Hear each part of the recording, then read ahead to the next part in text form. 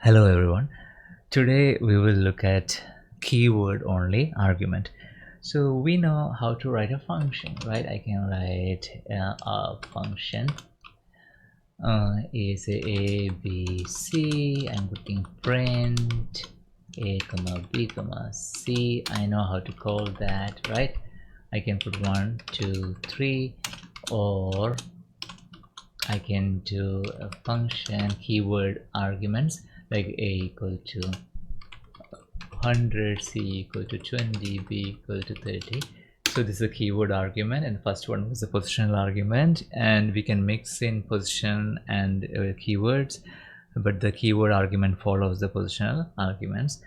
And now suppose if I want to make sure that c here is only passed in as a keyword, and I can do is I can put a star before c, and then if I do that, now if I call a function and if I call 1 2 3, it gives me an error. It says a function takes 2 positional arguments but 3 were given, which means that a and b, c has become a keyword argument. So we forced c to be a keyword argument. Now what does it mean? I can do this only.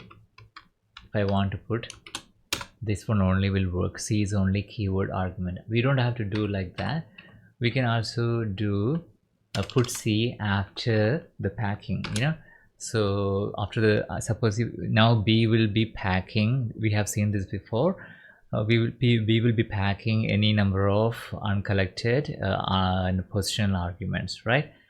So for example, I can call something like 1 2 3 4 5 6 and c equal to 20. So a is taken 1 2 3 4 5 6 collected by b as a tuple, and c is the keyword only argument. So what I'm saying is I can't do this, right? Because c is a keyword argument, I have to explicitly say how much it is. So now suppose if you also want to collect any arbitrary number of keyword arguments, I can put it after c as, for example, star key, and I can put it if you want to see it. So that will be a dictionary as we have seen previously. So any arbitrary number of things which will come, keyword will come into key, right? And if I can have one more positional keyword only argument. So here c and d is keyword only argument.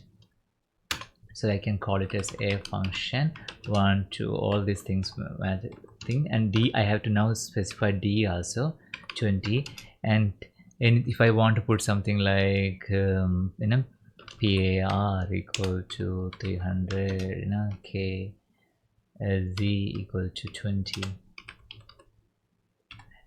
So as we can see, we have collected whichever, these are all like d and c are keyword only argument, which again means that if I don't specify as a keyword argument, we'll get an error. So now the point is why we need to use this.